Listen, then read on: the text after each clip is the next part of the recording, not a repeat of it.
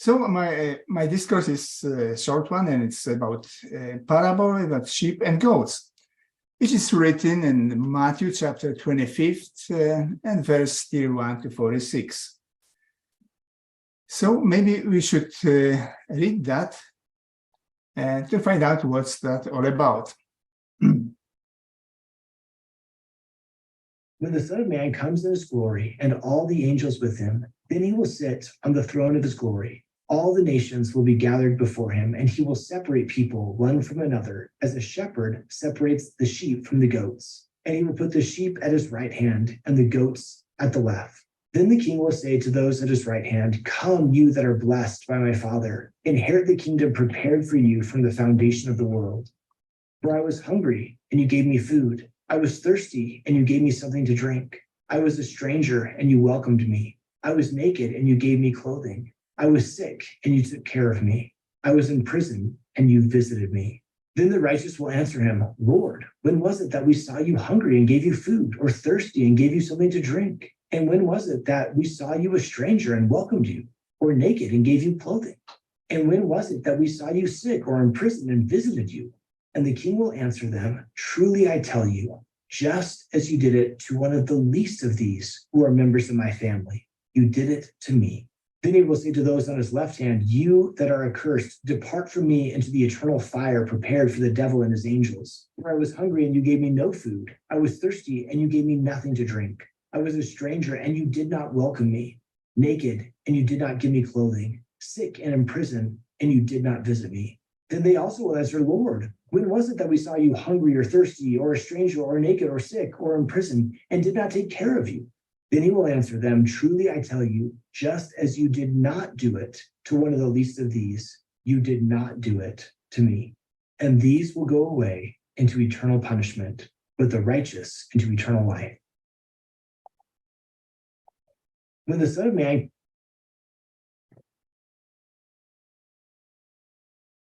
So, dear brethren, we hear the parable about sheep and goats. And when we look at Jesus and when he came on earth, he came with a special mission. And he had few goals to accomplish. First of all, he came to save the mankind. He came to die on cross. But the second, and there was more than just two, second point in his mission was to, like it says in Acts chapter 15, verse 4, pick up a people for his name. Pick up that 144,000. Pick up that little flock, the most devoted one, with whom he can share the eternity, with whom he can share his kingdom, rule the world, and rule the earth and the whole world. The question is, how can he do it? How can he pick up from so many billions of people that 144,000? So one way, he set up the criteria that he will speak in parables. And Bible it says that he spoke, but without parable he spoke not. So all his teachings were in parables. Why did he do that? He wanted people to get involved in it. He wanted to get them involved intellectually and mentally, so they can understand what he was talking about. They can get into it like with his mind and his whole heart, and they can understand his mission and participate in it. So that's the reason he spoke in parables. And when he was speaking, like in one place, there was probably around 4,000 people. The other one, when they were counting the breads and so on, there was 5,000 people. But when he was speaking parable about the sower, which Brother Mike was introducing us to it, it says that there was a great crowd. Let's see, maybe 3,000 or 4,000 people. So after the speech, he dismissed the crowd. They went home. They probably acknowledged him as a son of God because they saw the miracles. They probably believed what he was saying. And later on, maybe they will get baptized and they were saved. But only the 12 came back and started to ask him, what was that all about? Who was that sower? What that seed which fall on the ground, the other one on the rocks, the other one some other ways between the weeds, what does that represent? So he explained to them. So that's what Jesus was looking for. Some people who show some devotion, some more interest in those parables. So that 12 apostles did that. So what happened with that multitude? They will be saved. But what about those 12? They were the chosen ones. But not only people came to him and to listen to him. There was also people coming from establishment, people from religious parties and some secular ones. And there was a fellow named Nicodemus who came, but he didn't come during the day when he was preaching. He came at night. Why did he come at night? And Jesus probably was wondering too. Well, because he didn't want to be recognized as the one who associates with Jesus. So he came at night and he got, of course, questions. So he's showing some interest. But Jesus tried to kind of pay him back for it. If he came with questions, I gave him the answer. But the way he gave him the answer, he left probably more confused than before he came. There is no more in the Bible about Nicodemus, so we don't know what happened to him. But initially, he showed a genuine interest, but he should carry on. But like I said, the Bible doesn't talk about him anymore. So now when we look at the parable of sheep and goats, who are the participants in it? Well, first of all, there's a Jesus and his angels. And the second are the nations which gather.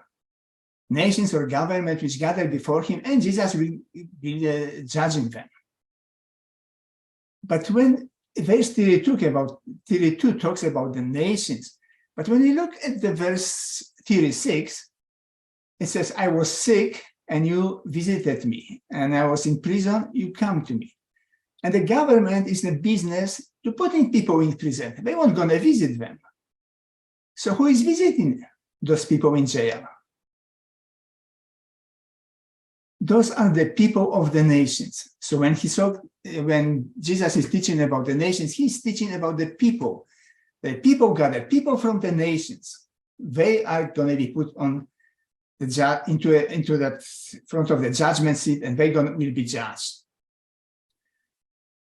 When whom he gonna judge? Those people, Jesus spread to two groups, sheep and goats.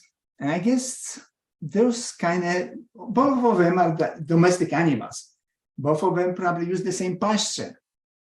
But at one time, Brother Adam, probably in the spring, he kind of tried to compare those sheep and goats, the characteristic, and I just will carry on and remind you about them. The goats are kind of interesting creature. They go where nobody goes. They're independent spirit. They do whatever they wanted to do. They got their own ideas, and they're kind of hard to control because they just do whatever they wanted to do. And here we can see the goats on a tree. Who would think that they could climb the tree? But they did. Somebody took the picture of it. The other one, the goats, you can see them on a cliff.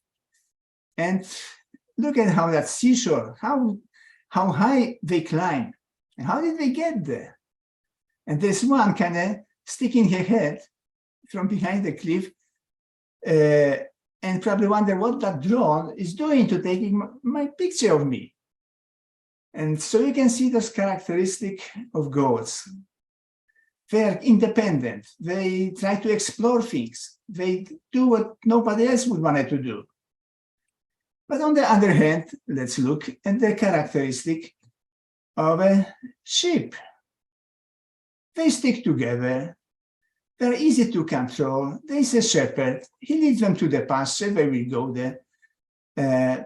If you get them in group, it's easy to teach them because there's a whole group of them. Look at, on the other hand, those sheep here on the right-hand side. They're on the cliff there. That shepherd who kind of babysit or shepherd them probably can have a cardiac arrest if he's going to see them. How he going to bring them home? How can he teach them? They will expose themselves to losing life because it won't going to take for an eagle to fly by and distract them, and they just fall to their death. They expose themselves to elements like wind. Wind can blow, and especially of that wall, can just push them over. But looks like they don't care about the death. And so is with the people who are designed or somehow go for a second death. They don't care about life. So if it comes, it will come. Because why would they go on such a steep cliff? There's no even food there. But they go to explore. They are on their own. Now, those are the characteristics of those two groups of people. Now, let's look at the time of the parable. So that parable is not only a parable by itself, but it's also a prophecy. It says here, but when the Son of Man comes in his glory and all his angels with him, then he will sit on his glorious throne.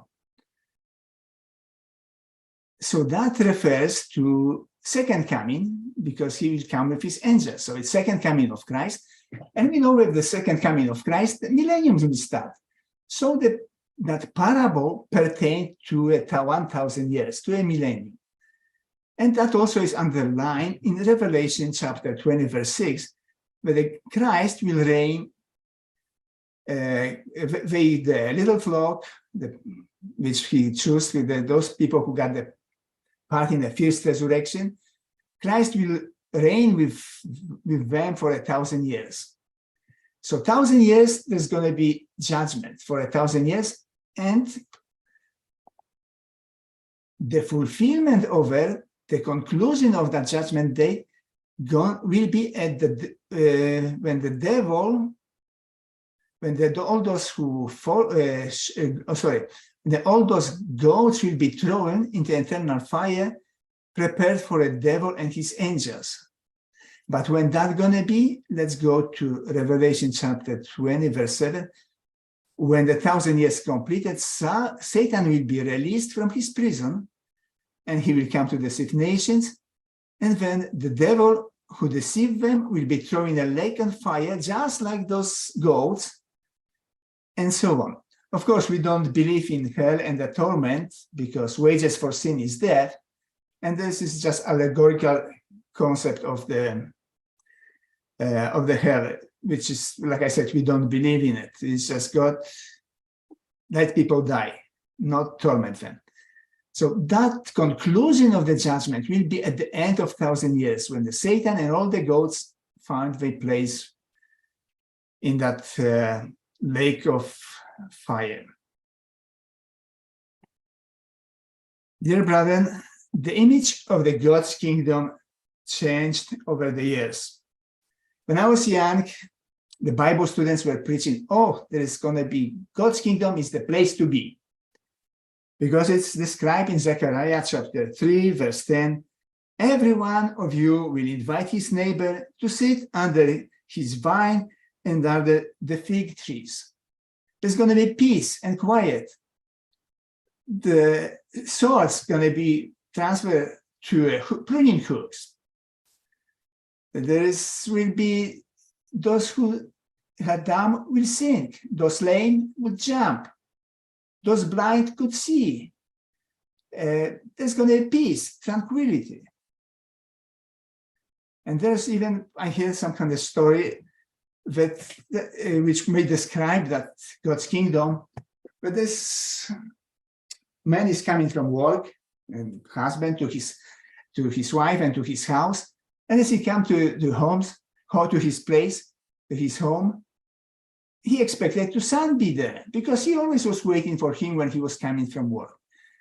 But then he was not there. So he just get inside the house, and there's his wife. He's asking, where is little Johnny? He usually waits for me there on the porch. Where is he? Oh, don't worry about him. He's all right.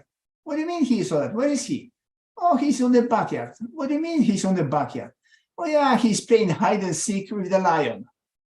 So, so you can see that was the image of the God's kingdom. But now when we look at that from this parable about sheep and goats, the image is a little bit different. There will be hungry people. There will be some thirsty. There will be some naked and a homeless or strangers people. And they will need our food, clothes, and a place to stay, because there will be no more room at the inn. Let me repeat that. There will be no more room at the inn, because people will be coming from the graves in waves. There's going to be by thousands. Hotels will be full. And everything around will be strange to them. They need some introduction to this world, that new world. We may have to give them our spare bedroom and prepare the basement, because there are still more people coming. And some of them, those resurrected ones, will be thieves, robbers, swindlers, bullies, liars, pickpockets, killers, crooks, and along with them will be the average Joe Blow. They may even steal from us and end up in jail, so we must go visit them and teach them how to follow Jesus and how to change their behavior so could be acceptable, so they could find themselves in that God's kingdom as a part of it. Dear brethren, we may work short hours in the kingdoms.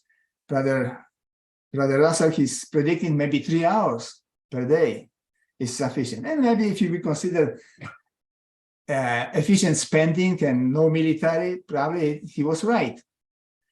So short hours because of progress in technology, but the long hours volunteering. Dear brethren, trials in 1,000 years or millennium will be along the line of obedience. But according to this parable, will be of our love. That will be test of our love to our neighbor, to those newcomers. The test will be for those who are resurrected and didn't know the Lord, but also for those who will be the instructing and preaching.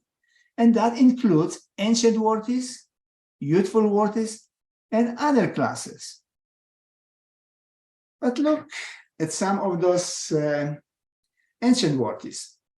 Solomon, one of them, Bible teaches about him that God was angry with him. God told him that because his trespasses, he will divide his kingdom in two, and the 10 tribes will be broke away, and there's going to be another king in Israel beside his son.